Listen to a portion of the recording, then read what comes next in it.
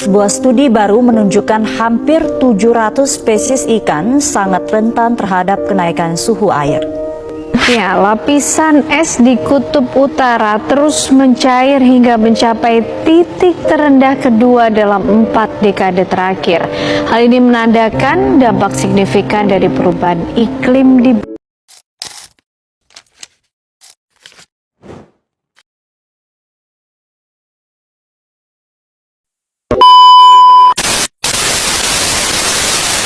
Aduh, panas ya lo, Robin panas.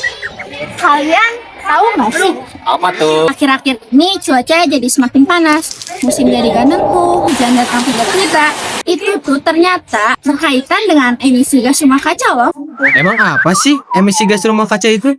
Emisi gas rumah kaca adalah proses pelepasan gas seperti karbon dioksida, metana, dan gas lainnya ke dalam atmosfer yang menyebabkan panas terperangkap dan memicu pemanasan global. Oh gitu ya? Dalam fenomena ini, kalian bisa melihat keterkaitan kimia, fisika, dan biologi loh. Wah, gimana tuh? Sebab emisi gas rumah kaca berasal dari aktivitas manusia sehari-hari. Contohnya, aktivitas kendaraan bermotor yang berlebihan, pembakaran sampah, penggunaan listrik yang berlebihan, aktivitas peternakan. Pada kendaraan bermotor dan pembangkit listrik, terjadi reaksi pembakaran fosil. Reaksi ini menghasilkan karbon dioksida sebagai produk utama. Contoh sederhananya yaitu bahan bakar ditambah oksigen, ditambah karbon dioksida, ditambah uap, air, ditambah energi. Semakin kita menggunakan bahan bakar, maka semakin jauh pula CO2 kita letakkan ke udara. Energi yang dihasilkan dari pembakaran tersebut kemudian akan berubah menjadi energi panas. Dan energi panas itulah yang akan berinteraksi dengan atmosfer bumi.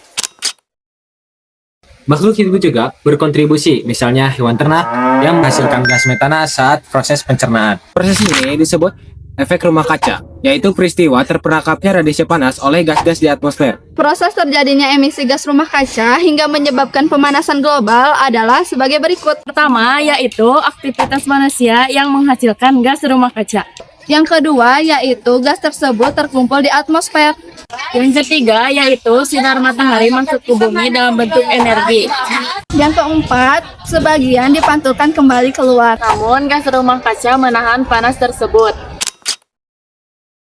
Dampak emisi gas rumah kaca sudah sangat luas dan sudah mulai bisa dirasakan. Yang pertama, suhu rata-rata di bumi meningkat. Yang kedua, es di kutub mencair. Dan yang terakhir, permukaan air laut naik. Kehidupan sehari-hari, yang pertama, cuaca terasa lebih panas. Yang kedua, musim hujan dan kemarau tidak teratur. Yang ketiga, banjir dan kekeringan lebih sering terjadi. Meskipun dampaknya besar, kita dapat melakukan kegiatan aksi nyata untuk mengurangi emisi gas rumah kaca.